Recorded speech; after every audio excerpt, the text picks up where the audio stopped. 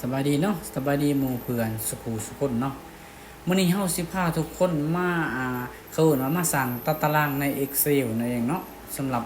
คนที่ว่ากำลังเรียนศึกษาเรียนรู้เรื่องคอมพิวเตอร์มือใหม่นั่นเองเนาะแล้วเฮามาสร้างตารางนำกันแล้วเฮาก็มาสอนวิธีเพิ่มตารางหรือว่าลบตารางเนาะนั่นเองเนาะขั้นตอนแรกเฮาก็มาที่ Excel เลยเนาะ Excel เลย Excel ตัวอยู่ไหนนอนเดี๋ยวจะมาที่ Excel ก็ตัวได้ก็ได้เนาะเปิดนี่ก่อนขึ้นมาเนาะ Excel ตัวนี้เนาะแล้วเปิดหน้าใหม่เนาะนี่เนาะเปิด Excel ขึ้นมามันจะมีซี1ซี2ซี3นั่นนี่ข้าพเจ้าสีมา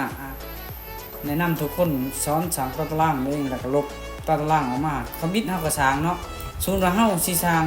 4ห้องตัวอย่างเนาะ4ห้องหรือว่า5ห้องเนาะแล้วทั้งลุมนี่ก็5ตัวอย่างเนาะสำนี้เนาะเฮาก็มาเลือกที่ตัวนี้เลยเนาะนี่เนาะทุกคนให้สังเกตที่เมาส์เนาะนี่เนาะมานี่แล้วก็เลือกที่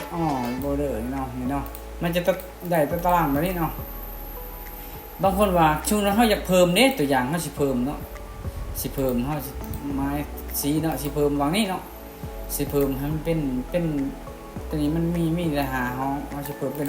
6ให้ทุกคนเอาเมาส์มาคลิกด้านซ้ายมือเนาะสมมุติว่าเฮาสิเพิ่มห้องนี้เฮาก็ต้องมาเลือกอยู่ห้องตัวลุมนี้เนาะคันเฮาเลือกอยู่นี้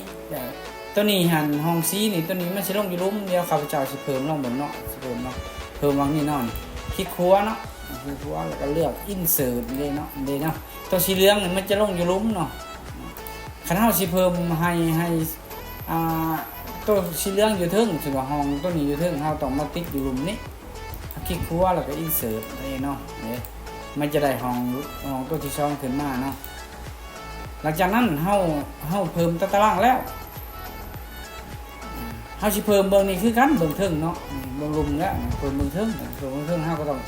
ก็ติ๊กใส่ตัวนี้สิเพิ่มวางนั่นเนาะวางนี้เฮาก็ติ๊กใส่เนาะแล้วก็ insert นี่เนาะมันก็จะได้ห้องเพิ่มหลังจากที่เฮาเพิ่มตารางแล้วบัดนี้เฮาสิมาลบเนาะทุกคนสังเกตเบิ่งบัดนี้เฮาสิลบบางคนว่ามันเหลือเด้สิจะได้สมมุติว่าเฮาสิลบห้อง C ออกห้อง D เนาะเฮาก็ติ๊กใส่ห้อง D เลยแล้วคลิกขวาdelete เลยเนาะ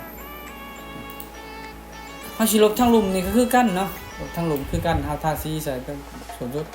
เฮาก็คลิกขวาคือเก่าเนาะเฮาก็ลบคือเก่า delete เนาะเพียงเท่านี้เฮาสิเพิ่มสิลบเฮาก็สามารถเพิ่มลบได้นั่นเองเนาะแล้วคลิปต่อไปเฮาสิมาถ้าทุกคนมาร่วมห้องซึ่งว่า3ห้องมาร่วมต่อกันนั่นเองเนาะสำหรับคลิปนี้เนาะถือว่าทุกคนเห็นว่าเป็นประโยชน์เนาะในการแนะนำของเฮาเนาะในการสร้างตัวตารางผ่าน Excel นั่นเองเนาะก็ให้กดไลค์กดแชร์กดติดตามช่องของเฮาเพื่อเป็นกำลังใจในการเฮ็ดคลิปเนาะเจอกันใหม่ EP หน้าเนาะขอบใจเนาะ